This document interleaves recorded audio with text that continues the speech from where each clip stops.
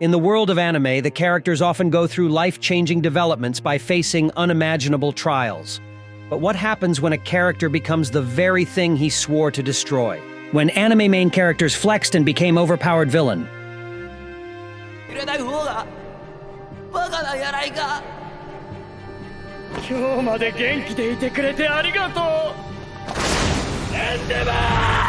Starting off with Dabi from My Hero Academia. This guy is burning with revenge, literally. He's all about unveiling the dark side of the hero society as he has a bit of a grudge against them, especially his father, Enji Todoroki. You see, as a kid, Dabi was a happy and passionate boy who hated villains and wanted to be a hero. But when his dad ditched him to focus on his little brother, Shoto, things took a dark turn. Dabi started training like a maniac to get his father's attention, only to end up burning himself badly. Presumed dead, he somehow survived and decided to flip the script. Once a hopeful hero who despised villains, Dabi transformed into one of the most notorious villains himself. It's like he flipped from wanting to be Superman to channeling his inner Darth Vader. His journey shows how personal betrayals and shattered dreams can turn even the most passionate heroes into the very thing they once vowed to destroy.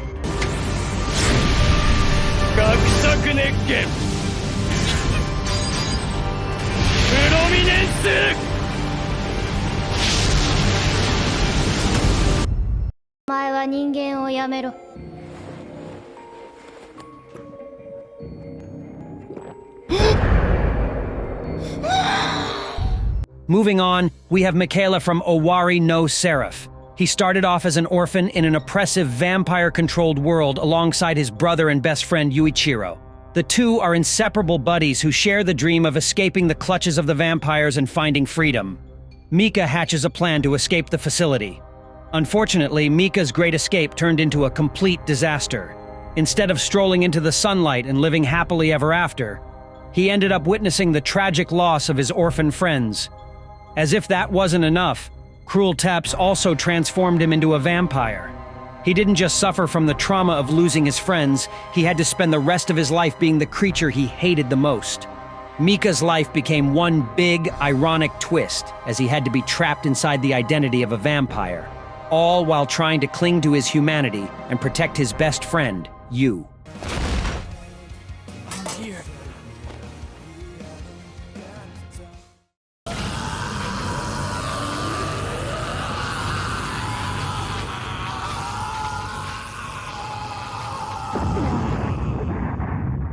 Hiei from Yu Yu Hakusho starts off as a sweet, compassionate little boy who's practically overflowing with kindness.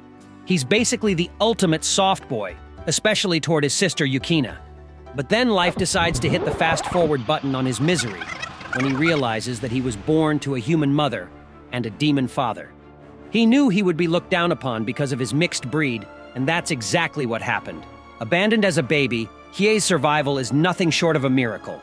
He was found by a group of bandits who raised him. As he grows older, his once warm and fuzzy demeanor gets replaced by a relentless pursuit of power and revenge. He becomes the cold-hearted demon due to his icy demeanor and formidable combat skills. Hiei's new persona is a defense mechanism against the pain and betrayal he has experienced. But that doesn't remove the fact that Hiei became the kind of ruthless man he hated most. Apparently, your traumas are explanations of behavior, not an excuse.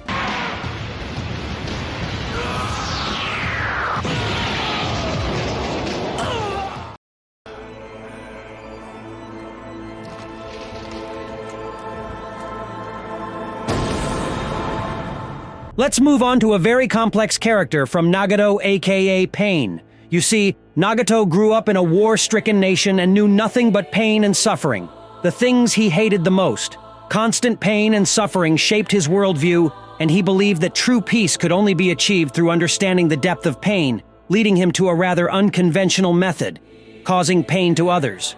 Yup, his grand plan was to make people experience so much suffering that they'd finally get along. A major red flag move, huh? Meanwhile, his old buddy Yahiko, who was all about hope and positive vibes, was totally not on board with this. Yahiko's idea of peace was more like, let's all be friends without the whole, let's make everyone miserable first part. He saw Nagato's methods as not only ineffective but also morally wrong, leading to a significant rift between the two. The difference between their views shows the tragic irony of Nagato's path.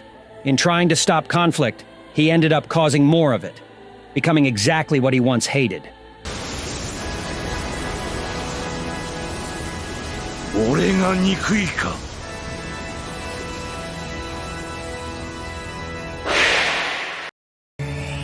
キラークイーンはすでにドアノブに触っている。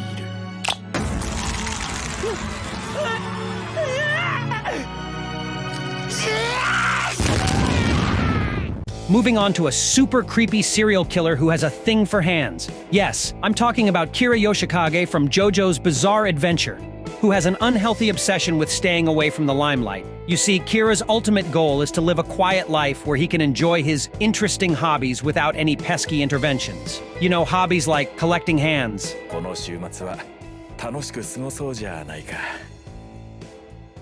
二人きりで。On the flip side, Kira's stand, Killer Queen, is as dramatic as it sounds, with the power to turn anything it touches into a bomb. So while Kira wants to live his life quietly, his alter ego is all about the explosive entrances, making sure everybody in the vicinity turns their heads towards him. He ended up getting noticed by our heroes after killing Shigechi. And even after taking on a new identity, Kira could not stay undercover. In the end, Kira could no longer remain the stealthy murderer he once prided himself on being. Instead, he's a desperate man making a lot of noise, literally and figuratively, in his final stand.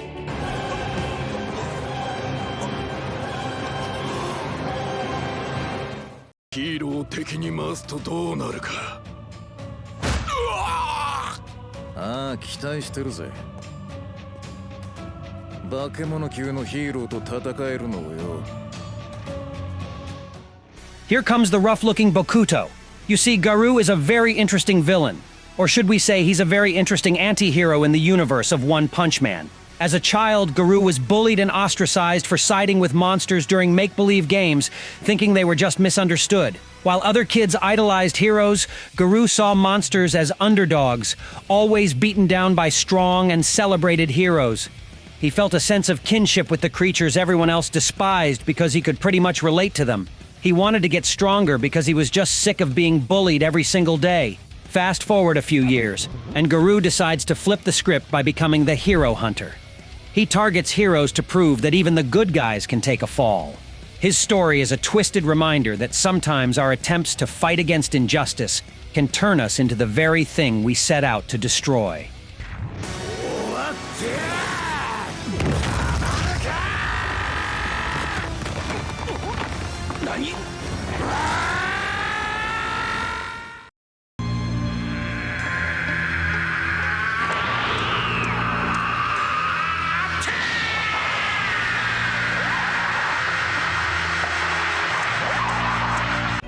Who comes up in your mind when you think of a prince with an attitude problem? Yes, you're right.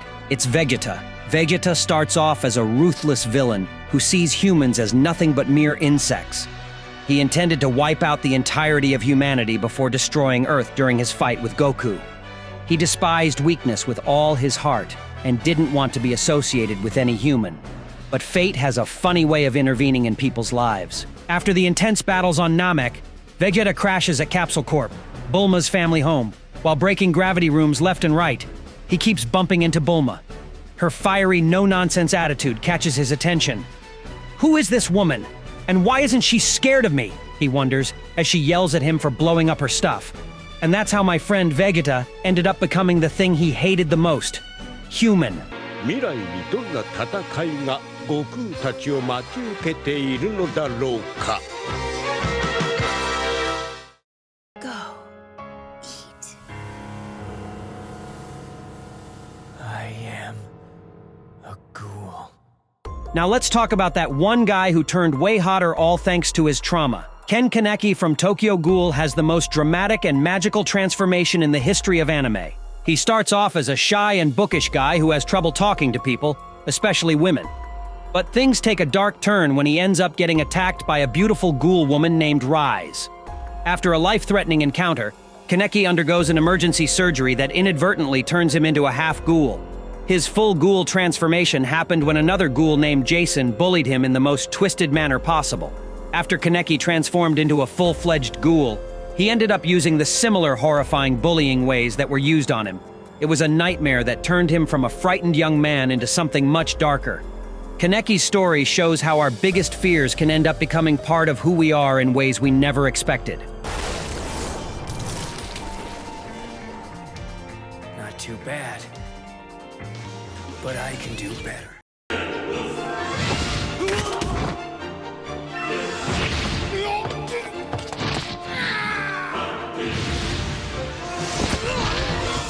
Moving on, we have a dude with a god complex, Light Yagami from Death Note. He's a perfect character with a strong sense of justice and no tolerance for criminals. He had great goals and aspirations, but unfortunately, things took a dark turn when he stumbled upon the Death Note. At first, Light's using the Death Note to cross off the bad guys from his list, and it looks like he's on his way to making a utopia. But soon enough, he starts to think he's not just playing a role, but is actually a deity with a godlike power over life and death. His sense of justice started becoming twisted, and he started losing humanity. Now, instead of criminals, Light started killing innocent civilians, becoming a criminal himself. In short, Light Yagami's journey is a dark story of a young man who starts with the best intentions, but ends up becoming the very thing he initially vowed to destroy.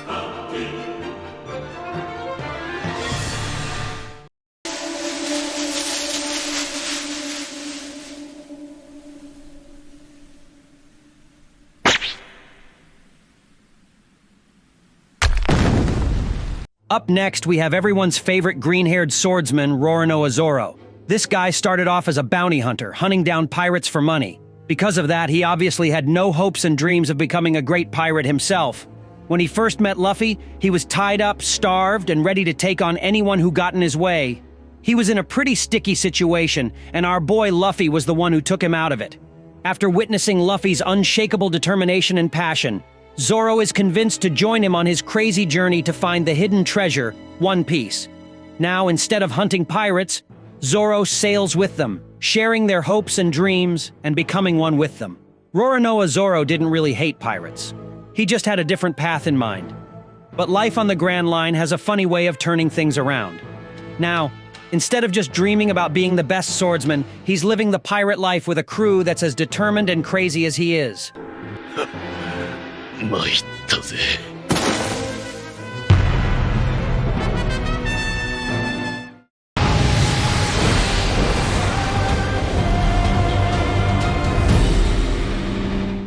The world of Attack on Titan left many characters deeply traumatized, but none were affected more than Eren Yeager. Eren starts as a determined young man with a clear goal: to defeat the Titans and secure freedom for humanity. His mother was eaten by a Titan right in front of his eyes, and the poor guy could not do anything but watch. It became very clear to Eren that if he wanted to eliminate the Titans from the face of the earth, he would have to get stronger.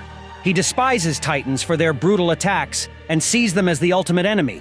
But after discovering his own Titan powers and seeing endless war horrors, his view takes a nosedive. Instead of just kicking Titan's butt, Eren decides that global destruction is the answer. He ends up causing mass chaos and the deaths of countless innocents, which is a major plot twist because he becomes the exact kind of villain he once despised. So much for a hot villain, huh?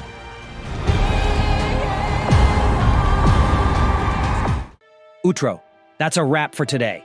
If you enjoyed the video, be sure to give it a thumbs up. And if you're new here, don't forget to hit that subscribe button and ring the bell icon for the latest updates on all our videos. Until next time.